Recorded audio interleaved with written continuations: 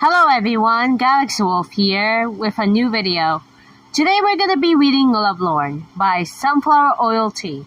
So hang back, get some snacks and drinks while you're here. Here's the summary. The last thing he expected was to wake up in the villain of his little sister's favorite game, Raphael's body. He definitely didn't want to know as much as he did about Raphael's endings, but now that Raphael's ending is his own, he's gonna try his best to make things alright. For himself, that is. Everyone else can suck an egg. What's this? Why can't he see a screen that shows Yu's progress with the love interests? Chapter 1. When he asked for something new in his life, he didn't mean this. It wasn't unusual for him to find him just laying in bed, unmoving for hours, just staring up at his ceiling, even though he knew there were things he should be doing. He should be picking up his laundry. He should be getting something to eat. He should be studying to get into college. But instead, he's just laying there, bedwatting, as his sister would say with a chuckle. He rolled into his side and making eye contact with a plushie of a character from his sister's favorite game that she had gotten him as a joke. Down the hall, he heard her let out a stream of curses before he heard her marching down the hall like a toy soldier before she slammed his door open, making him look up at her with a squinting glare due to the bright light leaking into the dark room. "What do you want?" he grumbled before laying his head down on his pillow. "Raphael's boss fight. I keep dying, so you have to deal with him. Get up from your depressing bed and help me," she said as she flickered his lights on and off before making her way over to his bed and yanking his blanket off, only to be met with a pillow as she thrown to her face. "Ugh, God, you're such a pest. I'm up. Fritz, you should think you would learn how to defeat him yourself," he groaned as she smiled in victory. As they made their way to the living room, he saw the results fight option on the screen and sighed as he shook his head. "What route are you on this time?" he asked as he plopped down onto the couch and grabbing the remote. "Oh, I'm on S's route. Again, you know me, I'm a creature of habit," she said as she sat down next to him on the couch watching the screen as he restarts the fight. The screen blacked out and 4 little coffins with different little images popped up on the screen as the little stars lit up to signal the game was loading. When the game finally done loading, a familiar cast line began. Raphael holding his face with his hand as black ink pulled and dropped from his hands as green flames began to come to life and form a circle around Raphael and Yu. When Raphael looked up from his hand, his eyes were cold. The golden irises glimmered in the dull and almost dead light as the inks seemed to drip down his hairline and simmered marks into his flesh of his face, and his clothes changed from his uniform to tattered purple robe as a large monster rose from the shadows behind him. "By the unholy power vested in me, Wellicray release!" Chapter 2. Plans, and more plans. Waking was a slow affair, blinking up the stone ceiling above him as he laid up against a large plush pillow, dressed in a white button-down and his uniform pants. His mind was calm, too calm considering everything. With a sigh, he sat up slowly, looking around his room, taking notes on the orderly desk and shelves, but damaged and torn painting laying on the ground, and the scrawling ink that covered some of the floor and tissues. When he moved, it hurt. A dull pain that seemed to come from the very marrow of his bones, and he could feel the dry crust of what had been a nosebleed clinging to his face. He pushed his hair out of his face and cringes at the sweat that clinged to his hair, dampening the strands of brunette hair. How great to start this new semester with a burning fever and not being in the right body. He made his way over to the desk, flipping through the stacks of books that sat there waiting for him. Each and every one of them were brand new, but the spines of the textbooks have already been broken in, and the textbooks already had some of his messy jaw filling out some of the pages, and the pen next to his unmarked student calendar was already halfway out of ink. This is his first time seeing this room, but at the same time, it wasn't. He knew where he kept his spare pens and what order of the books on the shelf followed.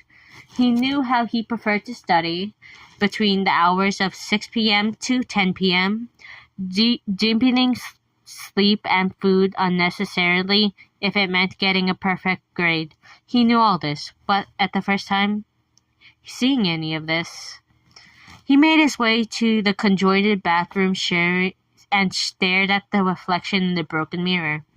The dry blood across his nose looked more black in coloring, and the large bags under his eyes looked bruised, and his skin was deathly pale.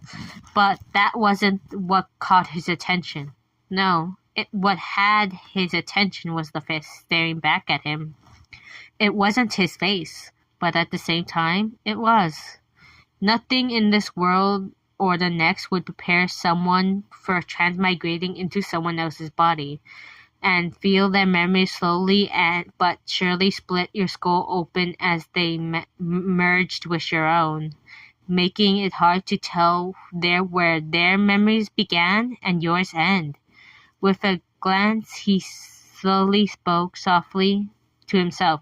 "My name is Raphael. I am a diasomnia second year, and this is not my original body." When he left the bathroom after scrubbing his face down with cold water, he made his way over to his desk and pulled out an empty notebook, and began writing everything he knew about the game and the body he now resided in, making sure everything was in a fake language and his sister made aid when they were younger, and kept it as a secret code. When he was done, he closed the notebook and made his way over to the bed and lifted the mattress up and placed it down. Once that was done, he patted the dust off his hands and stood up to hear a little squeak. Looking up and making contact with small pink eyes, a creature that was hanging upside down and smoothing his pinkish purplish fur and stretched its wings out. Raphael sighed and reached his hand out as a small bat launched its down and launched into his baggy sleeve of Raphael's shirt. "Good morning, Bartok." Bartok was the original familiar and only thing he could trust in this world. But the original will refrain from bringing the small bat in fear it would get hurt. Raphael sighed a bit more, and Bartok tilted his little head. With a sigh, he checked the time and moved to darn his vest and shoes. Bartok flew off and landed on the stack of textbooks as Raphael got himself ready for class, and moved away as Raphael took the books and placed them in his school bag. When Raphael was going to open the door, the small bat flew over and landed on his shoulder. Raphael glanced down at the bats and seemingly raised an eyebrow before sighing, taking the bat with him and ignoring the little squeak that sounded somewhat like a cheer. As he left the dorm room, he ignored the cold and quiet stone halls, green flames lighting his path as he walked a path he knew he logically shouldn't know, and made his way to a gloomy outside, crossing a bridge, ignoring the slight shiver that threatened to go down his spine. He made his way to the mirror chamber, but nothing mattered at the moment besides not dying. The animal language class test on the first day was a bit of a surprise. He didn't remember if the game had ever mentioned Raphael's classes. His original memories and Raphael's memories were a chaotic mess, where he could remember really specific details about his day-to-day life, but nothing about the impact of the grade on the test before him. So he filled out his papers as carefully as he could, choosing answers based off what seemed right. Bartok moved in his baggy sleeve of Raphael's shirt. It was the only safe place to hide the little bat. When he was done, he looked up and saw most of the class was glaring down at their papers or asleep.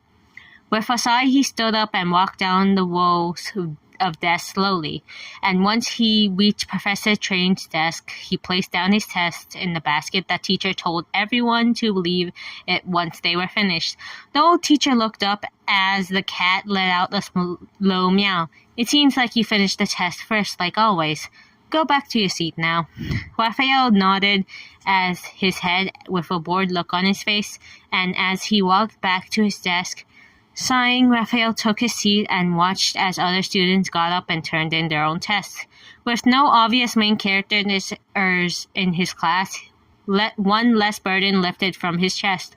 Only for a figure that walked past him slowly, a familiar glimmer of silver hair caught his eye. He held back the silent curse as there, walking up to the professor, was an unofficial love interest, and one of Raphael's fellow dorm members. Raphael watched as the male turned in his paper with no fanfare and started to walk back to his seat. Silver looked exactly like his promo art. Fair skin, an average height, his mid-leg hair, silver hair, colorings of long bangs, and falling sides between his eyes, with a slight hint of curl-winged on top of his head. His eyes were a mix of light blue and purple. In the game, they called it Aurora. His classic neutral nature and the light lint expression set in his face, and Raphael wanted nothing more than hit his head against the desk.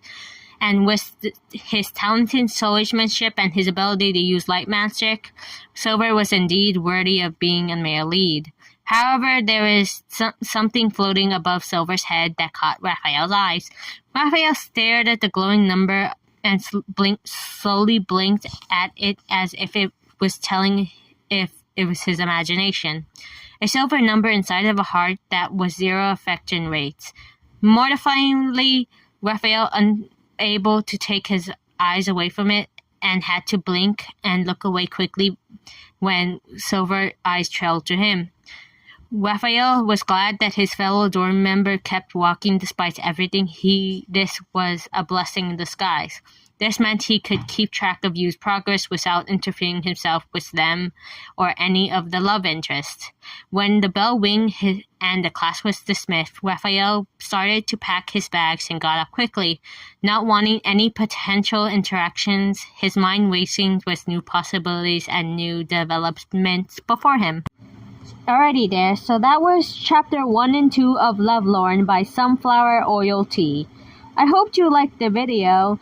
If you want more Lovelorn and the rest of the chapters of the series, it's currently incomplete, but there's more chapters.